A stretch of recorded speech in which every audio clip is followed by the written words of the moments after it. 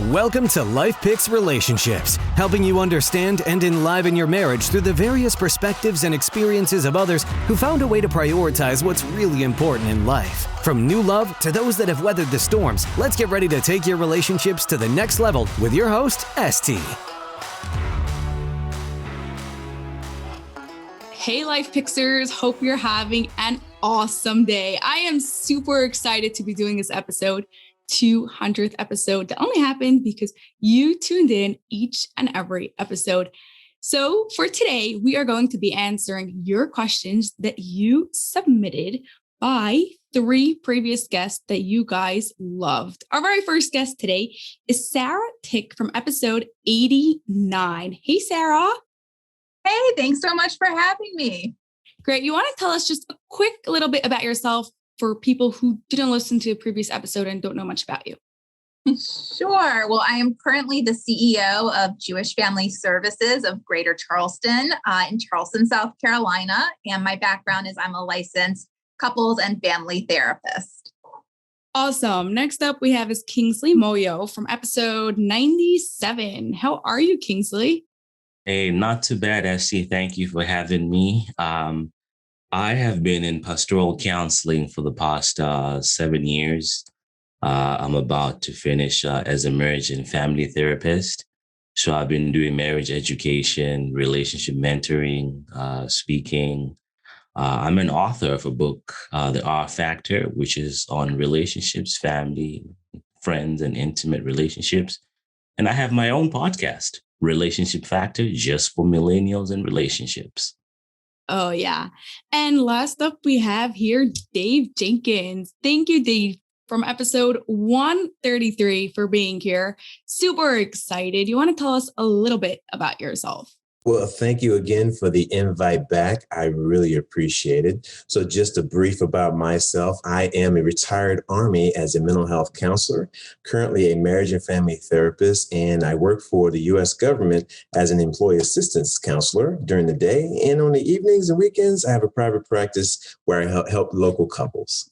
Awesome. Okay, so let's start with our first question. Wasn't from someone specific. It was from hundreds and hundreds of comments that I got on social media, especially TikTok, about a few couple videos from all different people on previous episodes who were speaking about your partner doesn't make you feel a certain way. You are the one that gets to choose what emotions you're feeling, how you're going to react to the emotions and what you're going to be doing in this situation. Now, a lot of people could not wrap their heads around it. All different people from different backgrounds were saying this in their own way, and no one was able to really understand, but you do make me feel this way. You are the one that caused me to feel like this. And so because of that, I am angry.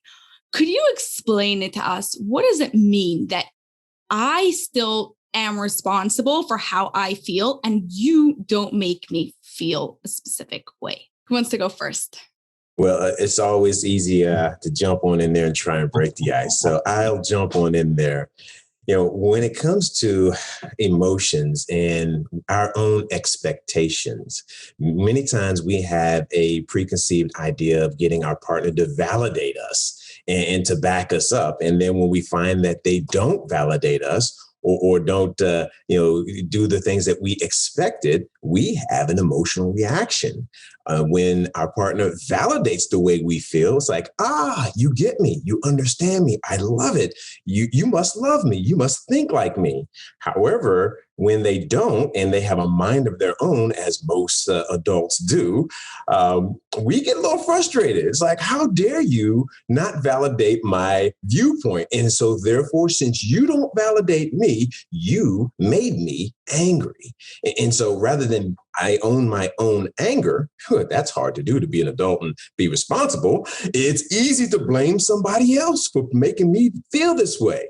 And the problem is when I play the victim role, I don't have to change. It's not my fault.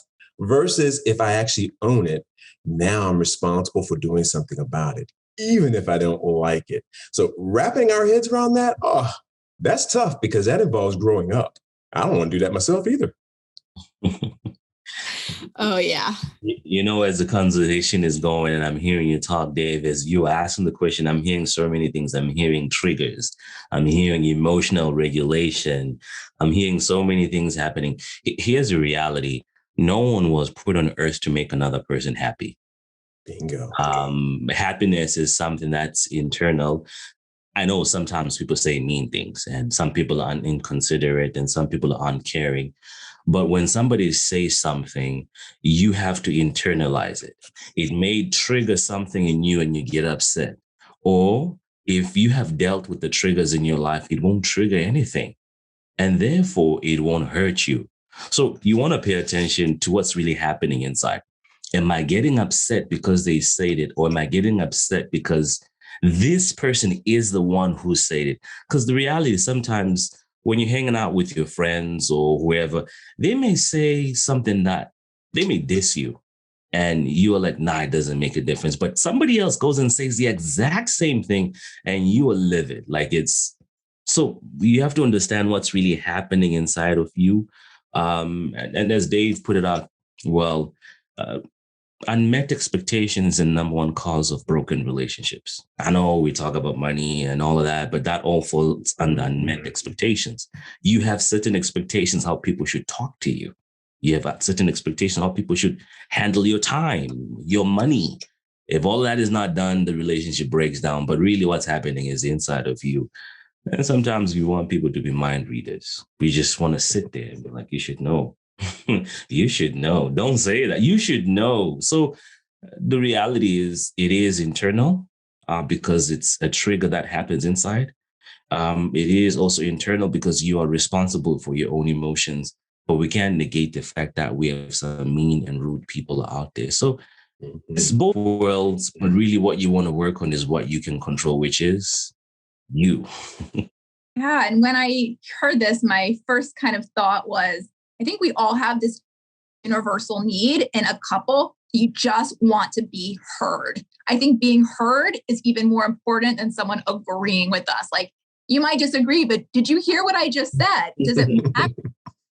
Did you get my message? Because even if somebody disagrees, but they're like, I'm hearing you say this. I see why you're feeling this way. That just completely changes the dynamic of the conversation. So I think everyone wants to be heard, whether you come to a resolution or not. And then I kept thinking when you were talking about this question about communication and boundaries, and when you're communicating with someone and it's a romantic partner and they're riling you up, how are those communication skills? Are you actively listening? Have you set boundaries around certain topics or triggers that need to be discussed beforehand? So if we were in couples therapy, those would definitely be some of the questions I would love to know. Yeah. So between everything, it's like, it's hard to change. We don't want to change. So we just don't want to admit that really it is from us and it's coming from within. And it's our responsibility to go and put those boundaries, to go and communicate, to go and really set the stage. So that way those things from our partners don't go and hurt us and aren't used against us. So for our second question is from Scott from Miami. Says that my mother and my wife don't always get along. I know I'm meant to be putting my wife first, but sometimes it gets very difficult, especially that my parents live pretty close. How can I reduce some of that tension? Well, Scott, I'll jump in on that one. Well, I guess one of the things that pops up with that is boundaries. I may be wrong on this. There's obviously a lot of context and more information around there. It may be that, Scott, you want to be loved equally by both people and you don't want to let go of both individuals.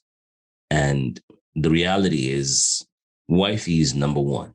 Wifey needs to have her first place. And whenever wifey feels like she's not number one or she's competing with your mother, it may not even be your mother. It may be with your work or anything else. It'll cause tension at home.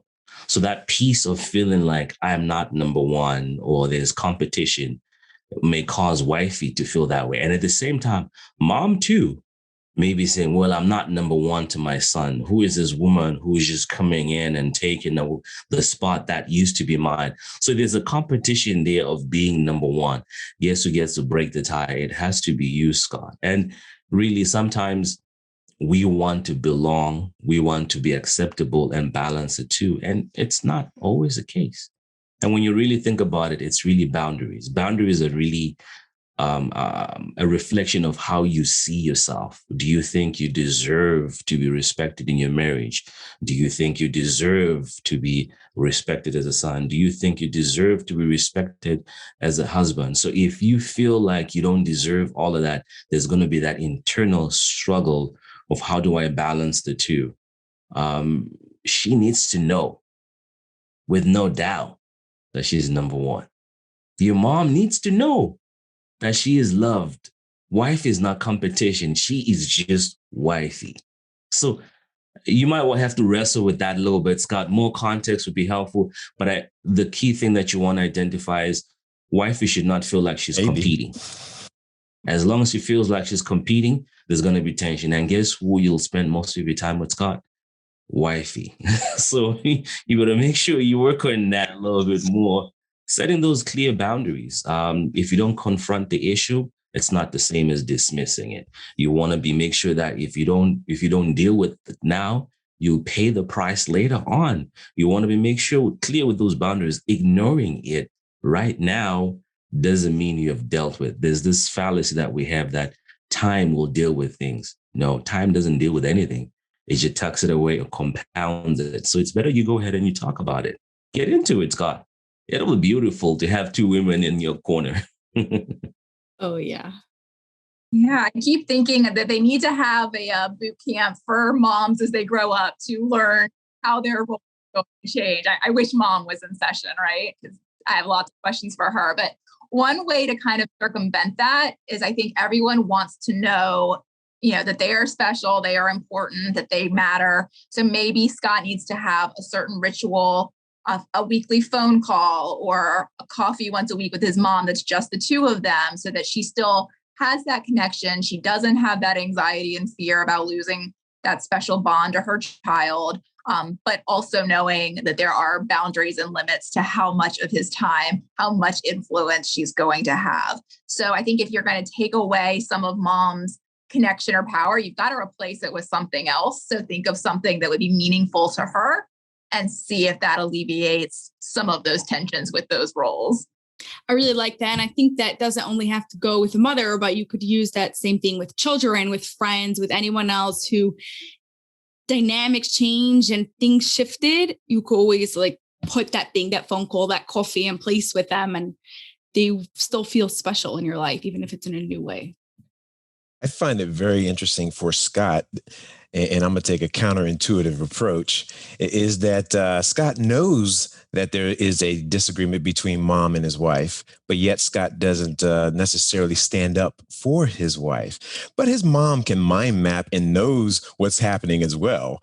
And his mom, well, as with many parents, and I am a parent of young adults that are married, it's easy to sabotage and sink your children and not necessarily have their best interest. Because sometimes it's like, look, I want my time. You're going to get it later. I'm about to die. This is my time. And so mothers can have what, Dr. Robert Glover coins as a mother's monogamy. So sometimes when young men fail to break that monogamous relationship with their mother and begin to invest in their wife, moms, they get a little upset and will attempt to sabotage. Now, mom, I don't blame mom. I'm going to tell you why. She's doing what she's doing for her best interest. So Scott has to stand up and do what's for his best interest. But his wife, on the other hand, will not have enough credibility in the eyes of mom to be effective. So Scott, he is the intermediary at this point. And so unless he stands up, it will remain the same. However, most men in this predicament, it's easier to play, I love what you said, Kingsley, the avoidance game. And the way the avoidance game works is it is solely based on hope. I hope things get better. I hope mom will do something. I hope my wife will put up with this. Well, hope in my book holds a lot of people emotionally hostage. And so my wife has accused me of being a hope killer. I often kill people's hope and say, other people won't change for your benefit. You have to change through discomfort. Uncomfortable people grow. Comfortable people, we remain the same. And so, Scott, wow, this one's a difficult one, but I think you're up for the task of standing up and growing up. Marriages, they force us to grow up. And that's exactly what's happening. And the reality, Scott, is losing yourself is not acceptable price for connection. Because what's happening here, Scott is probably pulling away from both women. She's probably saying, my wife complains a lot. I don't know what to do with my mom. And Scott will be coming home late. Scott will be engaging in activities that he doesn't even like because he just wants to avoid the fight and the conflict. So you may end up losing yourself. I like what Sara is saying. Understand, maybe Scott, you need to find out, ask your wife, what do you like? What is your love language? Because if she is attended to with her love language and she knows that, you know what, my man takes care of me. I don't care what mother-in-law may do, but my man takes care of me. My needs, my love language is met. Wifey is going to be good. Mom too. If mom knows that she gets that coffee and son doesn't disappoint in that coffee, she's good because she knows she's attended to. So Scott needs to ask some questions. What are my values? What do I like? Okay, what does my wife, how do I tend to my wife's needs? And if we start throwing in kids in there, that's going to be a whole mess, Scott. So maybe the avoidance game, don't do it. I love how your answers all build up on each other. This is amazing. Okay. Question number 3 from Sara from Chicago. How can an engaged couple prepare for marriage together? So I'll jump in there because I have a philosophy. Nothing can prepare you for marriage except for marriage. I mean, you can get all the information that you want. You can get all the education, but when the rubber meets the road and when you're staring at that particular person in front of you and they don't see it the way you see it, no matter how much premarital we've had, wow, it doesn't always feel good. What about that best book, Dave? That best book that's out there, that self-help book. Won't it help me? It gives you an idea.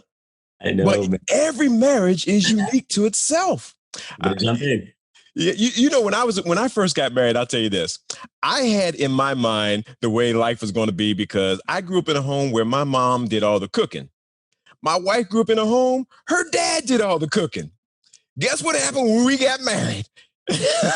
We looked at each other and said, aren't you going to cook? And neither one of us wanted to cook.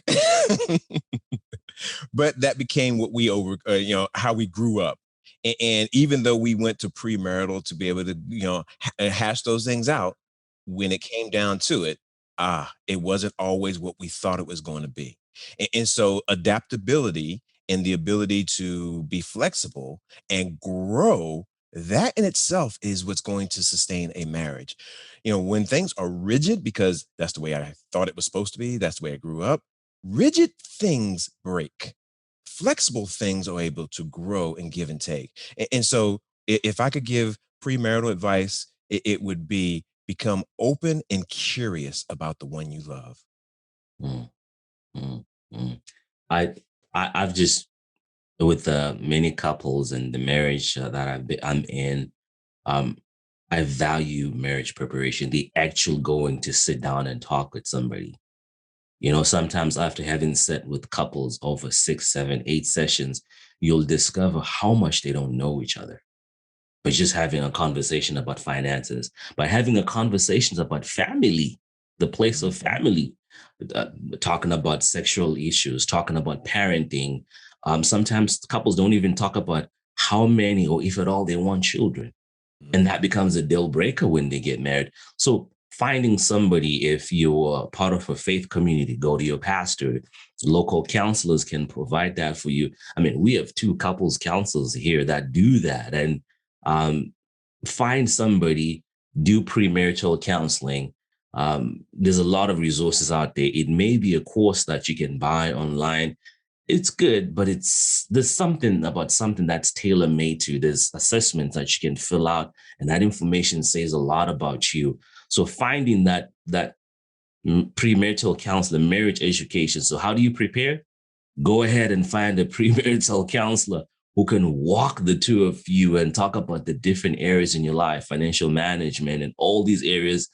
And then you can now make the decision. Is this the man or the woman that I want to get married to after you've learned? But understand something, that's just 1% of who that person is. Like Dave said, you got to jump in. I'm still learning my wife after 10 years. I'm pretty sure, Dave, you're still learning your wife. Absolutely. Even after 30 years. No, and it's like, I'm still learning new stuff too. Sarah, you probably maybe learning some new stuff too. Something is happening. So it's beautiful. Don't think you'll know everything, but you just have the basics to understand. Yeah, I think that premarital counseling is just like the very first step, and it's really helpful. But it's like when you read the baby book before the baby comes, and yes, and you're the baby, you're like, I know nothing. Forgot everything. So creating your own, I like to call them your own personal board of advisors. So people around you who are going to support this marriage, who are good role models when you know couples who maybe have been married for a long time and you think that that's the kind of relationship I want. Think about the people who are going to support you when times get tough, be there for you when you need a pep talk. Whoever those people are in your life, make sure you have that support, because I think that you really, really need that. Sometimes people find marriage in the beginning to be kind of isolating, because if there's any problems, they don't want to talk about it. And of course, your therapist can also be one of those personal board advisors to support you through it. And always remembering that it's okay to reach out for help along the way, that marriage is long. Things are going to change. You're not going to probably stay married to the person who's the exact same on the day you say, I do. Things change and situations change. And it's okay to get support, reach out for help all along your marital journey. I love that, Sarah. You know, one of the most difficult things as a marriage and family therapist that I do when I do premarital is helping couples recognize when they are not at a good place or a good match. Most people are so hopeful that they overlook the obvious. And so there's where my bias against, just blanket premarital comes up. I love premarital when couples are actually ready. But then again, there are couples that are clearly not ready or not at a good place. However, they're so blinded by their own hope, they continue to move forward. And I think, and this is, again, my bias, it takes a strong therapist. And so here's where we come in to be able to be honest with couples. Hey, you need to work on this before y'all move forward. It's so disappointing when couples move forward without working on their own issues, and it comes up, and maybe 3 or 4 years later, they come back and they say, hey, doc, you remember we did premarital? And I say, yes, come on in. Let's work on this. I love doing prevention work more than restoration work. It's easier. But however, when we do restoration work, we're all in. And so as moving forward, I love what you said. Again, that piggybacks on marriage prepares you really for it. But premarital, it's a good eye opener if you on firm footing. If you're still on hopeful footing, I'm gonna tell you, I was blind when I was getting married. I ignored everything. When you have not gotten married, had you known more things? I see why they call Dave a hope killer. Yes. Dave lays it out as it is. I try to be as open and authentic as I can with the clients that I work with. And so often I'll tell you, when I was a young therapist, I was very hopeful, and I probably did a disservice with just being overly encouraging when I probably should have been more authentic and honest. And that's hard. You have to be on your own firm footing as a therapist to be honest to say, look, y'all screwing up. Or one of my favorite questions is, how screwed up do you think you are? And then I just wait and let them answer it. And then we go from there. It's interesting because you mentioned the fact that you need a strong couples therapist. And I remember way back in the day, if a couple would come in, the excitement, okay, I got a couple that want to get married. And I'm the one who's giving hope. And I'm seeing red flags and I'm encouraging them, no, let's try and fix this, try and fix it. But there comes a point where you have to tell a couple and say, you know what, I don't think you guys are ready for marriage yet. You got to lay it out. It's hard because two people that are in love and sometimes they're holding hands coming in. And when you begin to listen to the fights that they're having, there's a lot of family of origin stuff here that needs to be dealt with. If it's not, it's going to come into their marriage and it's going to be a struggle. They will resent each other. So finding a couples therapist or somebody who can walk you through and tell you, you guys, how messed up do you think your relationship is? That's real talk. Oh, yeah. Okay. So now the next question is in the same phase, a little bit before, more in the dating part. This is from an anonymous person, that when dating is someone who has anxiety issues on medication or seeing a therapist, is that something to be weary of? Is it like a deal breaker? How concerned should I be about that? Every situation is different. And, but I would definitely encourage someone to do a little research, learn about what is depression, what is anxiety. If it sounds like this person might be a little fearful of what they don't know as to how it would affect them if their partner was going through that, but also just really normalizing it, that those are very common diagnoses. And you definitely know people who are taking medication or going to seek therapy or have some things that they're struggling with, and whether you know it or not. So I think trying to take off that fear, it sounds like that was more of a fearful question. And everyone has their own level of comfort of how they feel about taking on a partner who might be struggling. But I would definitely want to know more about their own knowledge of what it is to have some mental illness. I agree with you, Sarah. I think knowing your partner is in treatment, that's beautiful. Now, it's the partners that are not in treatment and should be that I worry about. Exactly what I was thinking. Those are the tough ones that say, no, I don't have a problem. And they clearly do. So when someone can stand on their own 2 feet and realize I'm working on this, I've been working on this, and they lay it out and they include you in on that, that is beautiful. That self-awareness is strength. And so there are plenty of people that have a mental illness or a history or trauma, and they are very successful in relationships. So just because someone comes with a background, which we all do, doesn't mean that they're not a good candidate to continue the relationship with. Now, if they're oblivious to their background, take that into account. The thing I'm hearing about that question is not even about the person who has the anxiety or the medication. If you're coming into my therapy room, I'm asking the question, what's going on inside of you? Why is this an issue for you? Because that's where that person needs to go ahead and figure out why is this an issue for them? What is it about medication? What is it about mental health or mental illness? What's really happening inside of you? Do you have somebody who has mental illness in your family? Was it normalized, or is it termed you're weak if you have any mental illness? And what's really happening inside of you? Why is this thing important for you? And that's where you pick up the phone and you call a therapist. You get the therapist yourself. Yeah. Yeah. It's like the messages and all the programming and everything else that you had as a kid and what you think of an anxiety and medication that makes you wary of it. Like if someone in your family had, say, for example, ADHD, and you're really comfortable with it and you're really fine with it, then you'd be really chilled marrying someone with ADHD. However, if you were traumatized by it and you think it was just crazy, then okay. Yes. So for our next question, this one is from Betty from Seattle. A bit of an interesting question. She says there are things that my 4-year-old son is doing because of my husband's habits that I don't like. Now, I learned to swallow the fact that my husband does some things that I don't like and I can't change him. But what do I do about my child? If I teach him one thing, he's watching his father do something else. I want to know what he's doing. Yes. That's like, what? I don't know.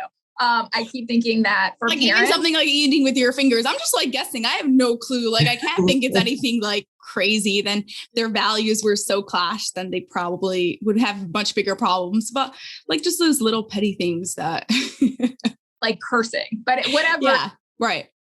Number one thing is that parents have to have a united front when it comes to setting rules for children. So if mom and dad are totally divided on an issue, then mom needs to figure out how important on a scale of 1 to 10 is this issue for me. If this is a 10, like I cannot have our child doing X, Y, or Z, then that would be something, hopefully dad would agree that was extremely important and make it important and try to adjust. If mom's getting resistance, then that would be something you might want to go to a therapist about why, if this is this important to your wife, can you not adjust a little? Now, if she's like, well, it's not that important to me, it's like, okay, then maybe there's a little wiggle room there. So I would want to find out what her number, highest level priorities are for her child and really talk to the dad and see if they can get to some common ground. I'm hearing a situation whereby teams are being built against. There may be partnership with the child and mom against a particular issue. There may be a partnership with dad and the child against a particular issue. So mom, you want to be mindful in not creating a situation whereby when the child wants this, they go to mom because they know mom will back them up. Or if they want something, they'll go to dad because they know dad will back them up because kids are smart. They can sense. I watch sometimes my kids when they would walk 2 steps and go to mom and say, Mom, can we go ahead and do this? And mom says no. And they walk 3 steps back over the side. Dad, can we go and do this? And I'm thinking, didn't mom just say no, like right over there, and you're coming over here and you're asking the same thing? So mom, you want to be mindful that you don't create a situation whereby you're building a team against each other. You are one unit. So you need to confront this thing together as a family unit. Don't make the child feel like they have to choose between mom and dad. And for you, it'll cause resentment because you'll start thinking, my child turned out this way because my husband did A, B, C, D. And when you start pointing the finger, you stop working on yourself. And I bet when situations like that, it means that the marriage is going to struggle too. The relationship is going to struggle too, because there's an issue, there's an elephant in the room that's not being addressed. And so once a child has gone to bed and there's a 2 of you, or when you're driving, there's a 2 of you, that thing is going to be stuck on your head. And that's where people become historians. Yeah, remember yesterday you did this, and the other day, and 2 years ago you did this, and then 6 months ago you do this. And all of a sudden the historian keeping the score of what was done to them because they haven't taken the opportunity to heal and to forgive. Thank you. I appreciate that. That's always good to be able to help couples recognize where they agree at and where they disagree.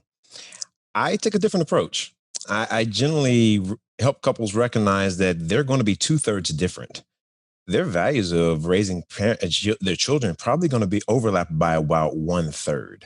While they are one unit, I do totally agree. They're 2 individuals. And so as being unique individuals, I often remind mothers, I pick on moms at the moment, I often remind mothers that their husband is not a male mother. Their husband is a dad. And as a father, he's going to parent very differently. And as a mother, she's going to parent very differently. And matter of fact, research says they need both parenting styles to be well-rounded. Whereas mothers have a sense of, okay, here's the boundaries, here's the safety. Fathers, they have a sense of, hey, go out, have an adventure, come back and tell me when you fall and skinned your knees.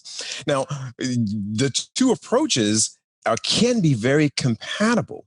But when children have a well-rounded approach, both mother and father's approach, that's when they feel a little bit more stable, adventurous. You also recognize how they can negotiate and navigate different parents. Kingsley, you mentioned that they go to different ones because they mind map. Okay, I know, I'll tell you, my kids, they got me pegged. I know if I go to dad and I ask for sweets and chocolates and food, he gonna give it to me. Whereas if I know if I go to mom, I'm not going to get it. And so those are beautiful traits to watch children. It takes a lot of brain power to get that off. But sometimes we parents and this is my opinion, my bias. There's no such thing as seeing a non-biased therapist, by the way. We all have our biases. Yeah. So I always put mine out front. So sometimes as parents, we overparent our first child. As an oldest, I could say that's true. Yes. So I'm the oldest as well. And I have 4 children that are my own and a few other foster kids. I will tell you, I am not the same parent to my youngest than I was to my oldest. So the things that I help my clients work on is this a safety issue? Is this a shelter issue? We go down the hierarchy of needs. And then when it comes down to, well, no, it's just annoying. Example, client that had to come in. I just don't like the way my husband chooses food and he hums when he chews. So now my 6-year-old does the same thing. I'm like, well, must be really good. That's a compliment.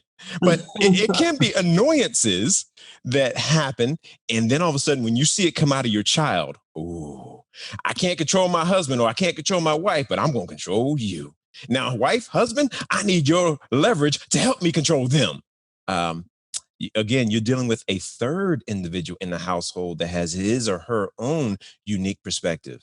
Now, we parents can kill that or we can nurture it.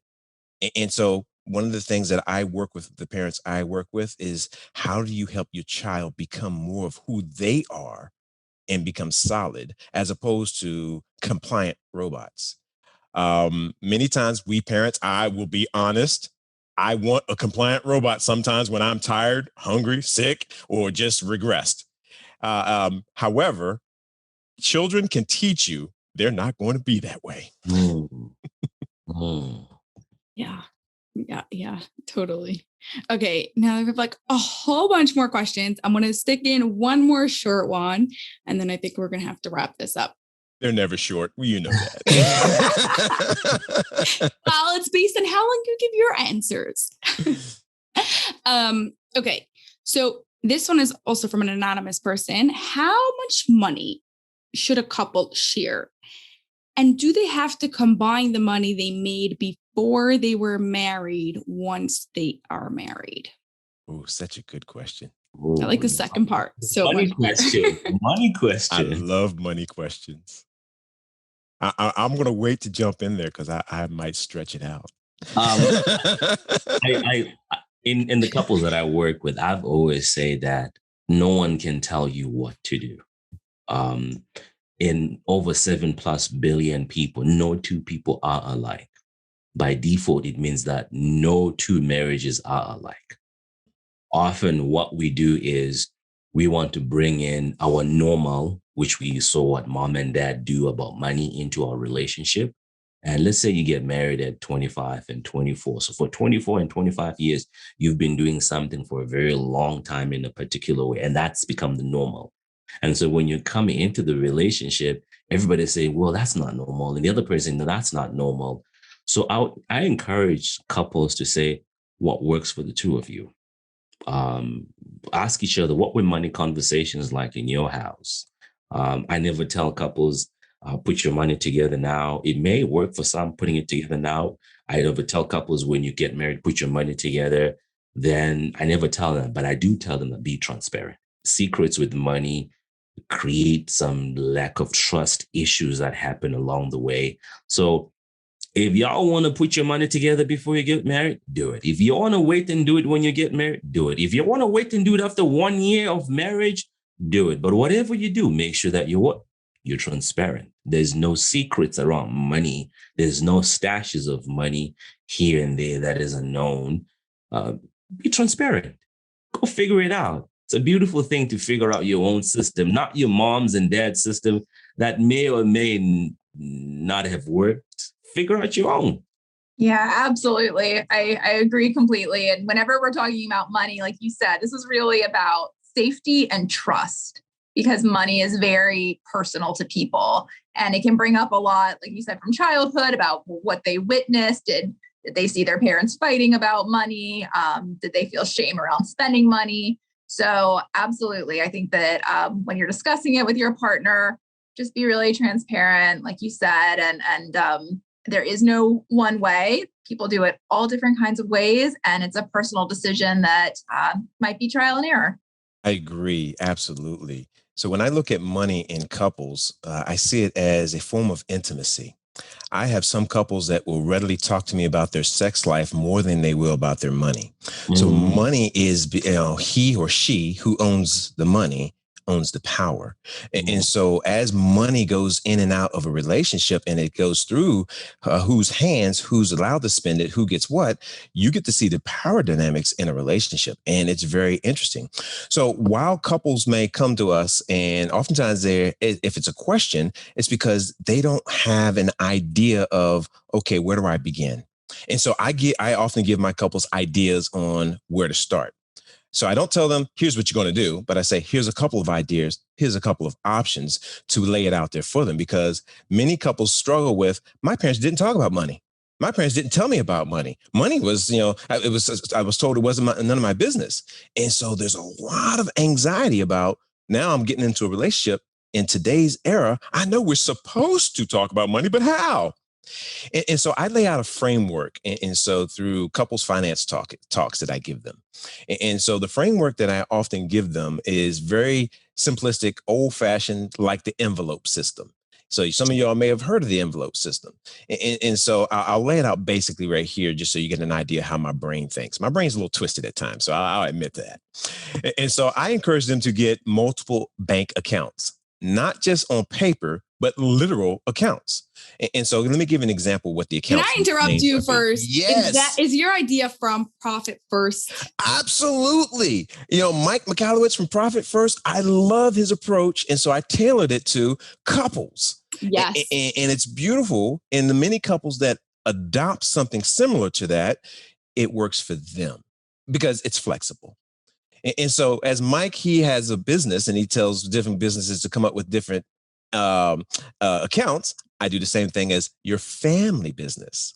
So, example, I have a husband account. We have a wife account. We have a grocery and bills account, and we have a fun money account. And then we have an emergency account. And then we have what we call the bailout account, by the way. And then if you have children, and this is the caveat, we have 3 additional accounts for each of our children. And you say, well, why 3? Well, one is a savings account and one is a gift account, meaning when it's Christmas time, we don't have to go and struggle with and bust the budget. And the other is a debit account for the kids to use on their own. So we give them their allowance via debit. And I can also turn it off when I want to. But when it comes to the joint money, and so here's where I have couples, they have to negotiate how much money do they need in each of their accounts, whether it be each person gets $100 per week or whether it be a percentage. And so you have to start with, okay, what are our bills? So the bills, groceries and bills, that goes out first. So the caveat, my husband account, I might save my money because I'm a natural saver. And I might save it and buy something huge, like a 65-inch flat screen TV. Y'all can't see it right now. But anyway, my wife might spend it right away, or she might spend it on herself. And most times she spends it on our kids. Now, the rule in my house, I don't impose this on others, but the rule in my house is, how I spend my husband account is up to me. How my wife spends the wife account is up to her. How we spend the celebration and fun account is up to us. And the children, they have a vote, but we parents have veto power. So when it comes to that, many fights are around finances, but if you can help couples recognize one may be a natural saver, one may be a spender, you can allow each to be themselves with their own account. But then again, when you have a joint venture, such as a marriage, it's like running a business partnership. There are some responsibilities you both share together. So as we mentioned before, if you want to learn more about the Profit First, great resource. Absolutely. Yeah, I use it. Both my banks, both for personal and for business, have like multiple accounts. And they're like, why do you need so many checking accounts? I'm like, I do the same. Read the book and you'll know why. But thank you for that question. I love that, because so often we do get finance questions. And I think we need to help point our couples in a direction where they can figure out and at least have options to pivot from. But if we have a hands-off approach, we're missing an area of intimacy we can help them with. Yeah. Okay. So now before we get to our final question, where can everybody find you? Sara, you want to start? Oh, sure. You can find me on Instagram at Sara Sharnoff Tick, and you can find my nonprofit's website at charlestonjfs.org. Awesome. And Kingsley? Yeah, just find me on Instagram as well, Relationship Factor. That's where I hang out. And you can find my website too, Relationship Factor. I drop in a few stuff in there, and my podcast is all.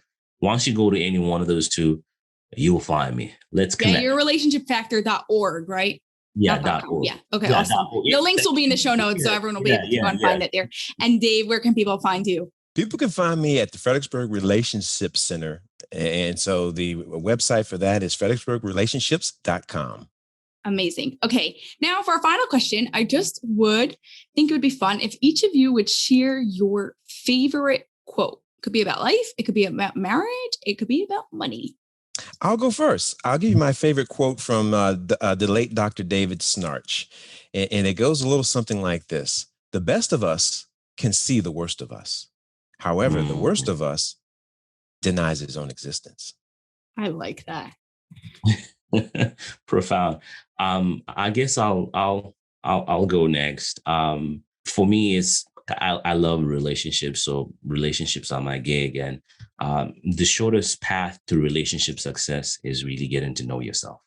Yeah, so many times people are like, "Why are you doing so many episodes like on yourself and not on your marriage?" I'm like, that's where it all starts, with yourself. Absolutely. So yeah, totally. What about you, Sara? I don't know if I have a relationship quote as much as just a relationship philosophy. And that is to always have your partner treated with respect the same way you would as a best friend, because that's one of the most long-term and loving relationships you're going to have, and to really value that time and that friendship with your partner. That to me is paramount. Awesome. I love that. Well, thank you so much, guys. Each and every one of you. This was so interesting, so much fun. I wish we would be able to do it more, if not for all the coordinating and getting all the arrangement, but I really appreciate you coming on. Thank you so much. Thank you for having us. That's all for this episode of LifePix Relationships, and we have a huge favor to ask of you that will not only support this show, but also give others what they need to take their marriage to the next level. We're striving to have 1 million downloads per episode by December 31st, 2025, so please share it with your family and friends so they can turn their relationship into an extraordinary one.